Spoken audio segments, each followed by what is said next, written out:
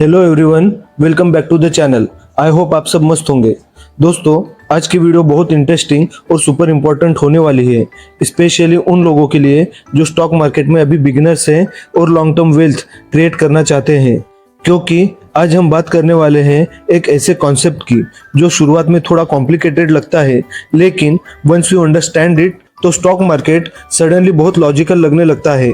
अब जरा एक सिंपल बात सोचिए, कई बार हम किसी चीज के लिए सिर्फ इसलिए ज्यादा पैसे दे देते हैं क्योंकि उसकी पैकेजिंग प्रीमियम होती है, ब्रांड बड़ा होता है और लोगों के बीच उसका हाइप ज्यादा होता है।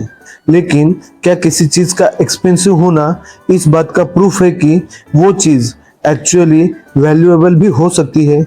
मान लो कि आप मार्केट गए और आपने एक टी शर्ट 2000 में खरीदी। आपको लगा उस टी शर्ट की क्वालिटी टॉप नॉच है, ब्रांड प्रीमियम है, इसलिए शायद उसका प्राइस जस्टिफाइड हो सकता है। लेकिन कुछ दिनों बाद आपको पता चलता है कि सेम क्वालिटी और ऑलमोस्ट सेम डिजाइन वाली टी शर्ट दूसरी शॉप में सिर्फ 800 रुपये में मिल रही थी। अब सवाल यहाँ टी शर्ट का नहीं है, बल्कि सवाल है वैल्यू का। क्या आपने सच में कोई वैल्यूएबल चीज खरीदी थी या सिर्फ आपने उसका एक्सपेंसिव प्राइस पे किया था? अब यही एग्जैक्ट कॉन्सेप्ट स्टॉक मार्केट में भी चलता है। यहाँ ज्यादातर लोग सिर्फ स्टॉक का प्राइस देखते हैं। अगर कोई स्टॉक 50 रुपए पे ट्रेड हो रहा है तो लोग इंस्टेंटली सोचते हैं कि ये शेयर सस्ता है और जल्दी ग्रो करेगा। वही अगर कोई स्टॉक 5000 का है तो लोग उसे एक्सपेंसिव बोल देते हैं, लेकिन रियलिटी इससे बिल्कुल अलग होती है। कई बार मार्केट फियर, इमोशंस और शॉर्ट टर्म पैनिक की वजह से किसी स्ट्रॉन्ग कंपनी को उसकी एक्चुअल वैल्यू से काफी नीचे प्राइस पर ट्रेड कर देता है और यही स्मार्ट इन्वेस्टर्स अपॉर्चुनिटी ढूंढते हैं। वो सिर्फ प्राइस नहीं खरीदते, वो खरीदते हैं वैल्यू। और इसी रियल वैल्यू को इन्वेस्टिंग के लैंग्वेज में कहा जाता है इंट्रिंसिक वैल्यू। सो नमस्कार दोस्तों, मैं हूँ सूरज ठाकुर और स्वागत है आप सभी का आपके अपने ही यूट्यूब चैनल बेसिक फंडा पर। आज की इस वीडियो में हम इंट्रिंसिक वैल्यू के पावरफुल कॉन्सेप्ट को बिल्कुल सिंपल लैंग्वेज में समझेंगे। सेकेंडली, हम 3 ऐसे स्मॉल कैप स्टॉक्स की चर्चा करेंगे जिनकी करंट मार्केट प्राइस शायद उनकी इंट्रिंसिक वैल्यू से काफी नीचे ट्रेड कर रही है। यानी अगर फ्यूचर में मार्केट उनकी रियल वैल्यू को रिकॉग्नाइज करता है तो ये stocks long term wealth creation की बड़ी अपॉर्चुनिटी बन सकती है। तो अगर आप स्टॉक मार्केट को सिर्फ ट्रेडिंग या गैम्बलिंग की तरह नहीं बल्कि इंटेलिजेंट इन्वेस्टिंग की तरह समझना चाहते हो तो इस वीडियो को एंड तक जरूर देखना। और अगर आप चाहते हो कि फाइनेंस और इन्वेस्टिंग के कॉम्प्लिकेटेड कॉन्सेप्ट आपको बिल्कुल सिंपल और प्रैक्टिकल लैंग्वेज में समझना है तो बेसिक फंडा चैनल को जरूर सब्सक्राइब करें और वीडियो को लाइक जरूर कर देना। बिकॉज ट्रस्ट मी, आज का कॉन्सेप्ट आपके इन्वेस्टिंग माइंडसेट को पूरी तरह से चेंज कर सकता है। तो चलिए दोस्तों, शुरू करते हैं सिर्फ और सिर्फ बेसिक फंडा के साथ।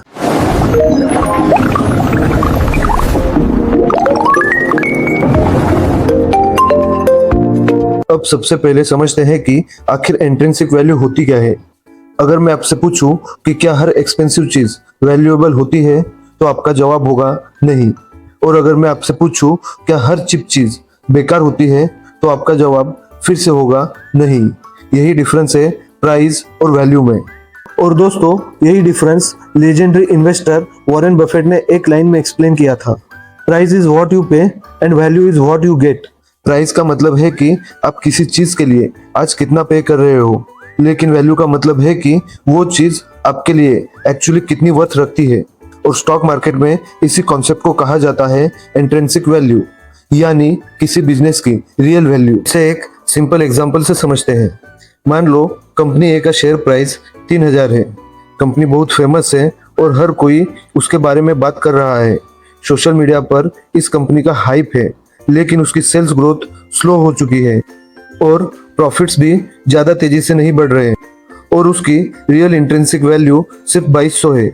इसका मतलब लोग सिर्फ नाम और हाइप देखकर ज्यादा प्राइस पे कर रहे हैं, यानी कुल मिलाकर स्टॉक ए एक्सपेंसिव दिख रहा है। अब दूसरी तरफ कंपनी बी को देखिए। इसका शेयर प्राइस सिर्फ 120 का है क्योंकि अभी ये रिलेटिवली छोटी कंपनी है और ज्यादा लोग इसे जानते भी नहीं है। लेकिन कंपनी लगातार प्रॉफिट्स ग्रो कर रही है, कंपनी पर डेट कम है, कंपनी का मैनेजमेंट स्ट्रांग दिखाई देता है और फ्यूचर अपॉर्चुनिटीज भी अच्छी लग रही है, तो हो सकता है कि उसकी इंट्रिंसिक वैल्यू 500 रुपए की हो, लेकिन मार्केट अभी उसे इग्नोर कर रहा हो। यानी कंपनी ये एक्सपेंसिव है, लेकिन जरूरी नहीं कि वो वैल्यूएबल भी हो सकती है। वही कंपनी भी चिप दिख रही है, लेकिन कंपनी भी एक्चुअली ज्यादा वैल्यूएबल हो सकती है। और यही रीजन है कि स्मार्ट इन्वेस्टर्स सिर्फ स्टॉक का प्राइस नहीं देखते, वो बिजनेस की रियल वैल्यू को समझने की कोशिश करते हैं। अब यहाँ एक इम्पोर्टेंट सवाल आता है कि आखिर इन्वेस्टर्स किसी कंपनी की रियल वैल्यू पता कैसे करते हैं। तो दोस्तों, स्मार्ट इन्वेस्टर्स स्टॉक्स को सिर्फ नंबर्स की तरह नहीं देखते, वो स्टॉक को बिजनेस ओनरशिप की तरह देखते हैं। अगर आप किसी कंपनी का शेयर खरीद रहे हो तो टेक्निकली आप उस बिजनेस का छोटा सा हिस्सा खरीद रहे हो, इसलिए आपको वही चीजें एनालाइज करनी चाहिए जो कोई बिजनेसमैन देखता है। जैसे कि कंपनी कितना प्रॉफिट कमा रही है, कंपनी का फ्यूचर ग्रोथ कैसा है, कंपनी पर डेट कितना है, मैनेजमेंट स्ट्रांग है या नहीं, कस्टमर बेस स्ट्रांग है या नहीं, और सबसे जरूरी कि कंपनी जिस सेक्टर में काम कर रही है वो इंडस्ट्री फ्यूचर में ग्रो करेगी या नहीं।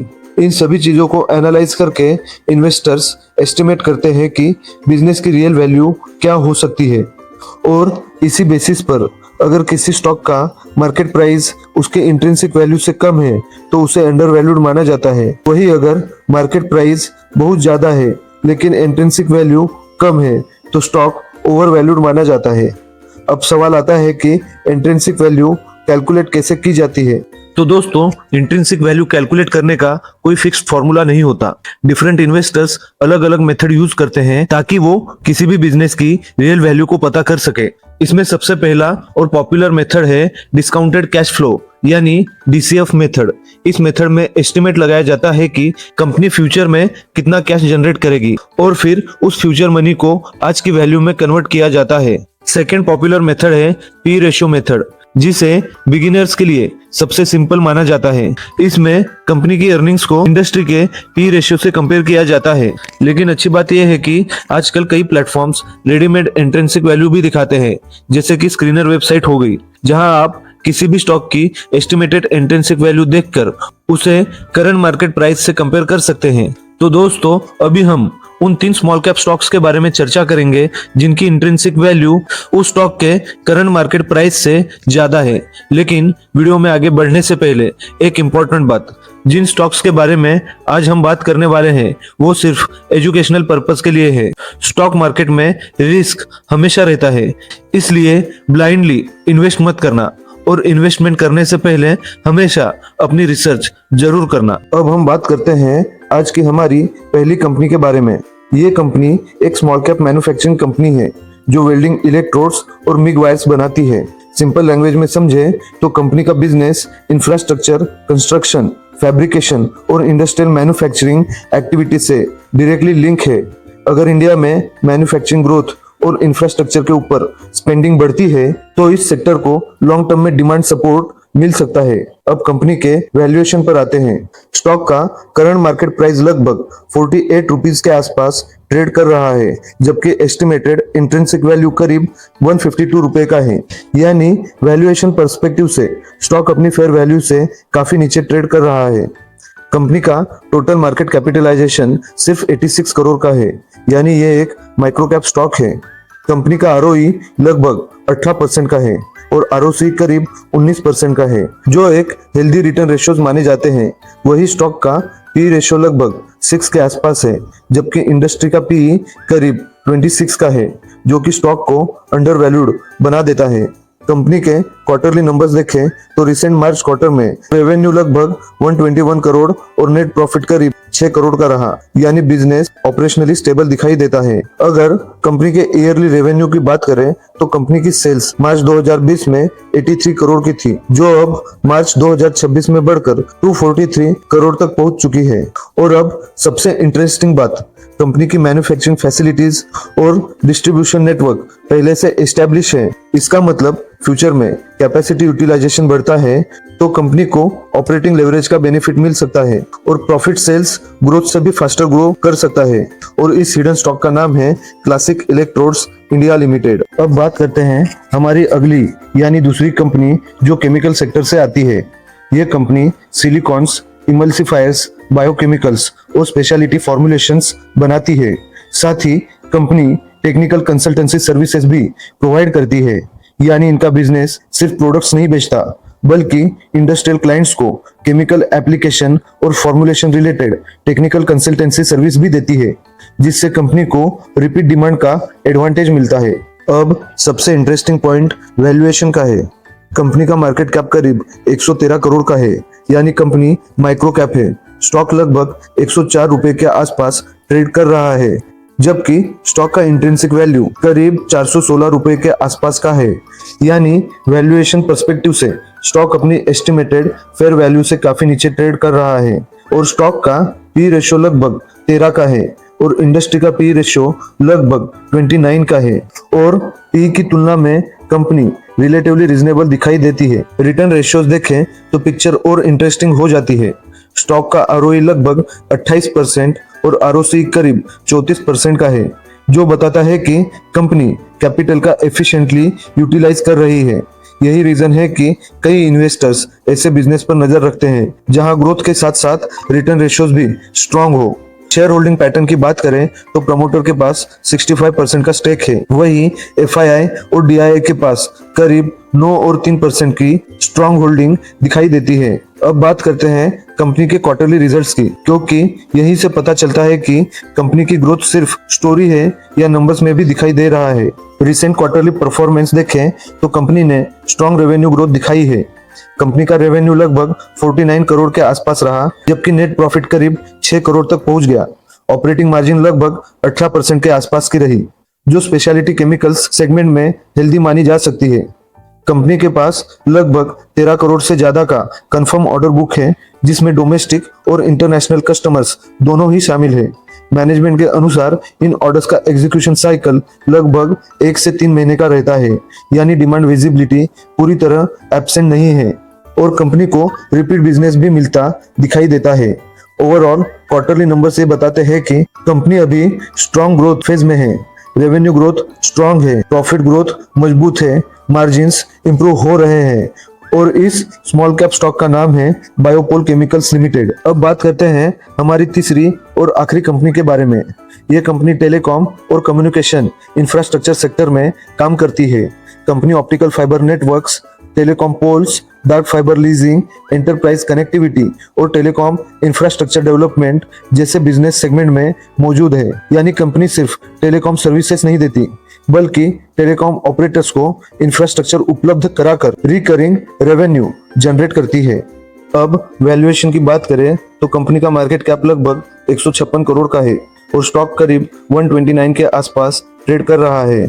स्टॉक का एस्टिमेटेड इंट्रिंसिक वैल्यू करीब 1500 का है, जो कि करंट मार्केट प्राइस की तुलना में काफी ऊपर दिखाई देता है।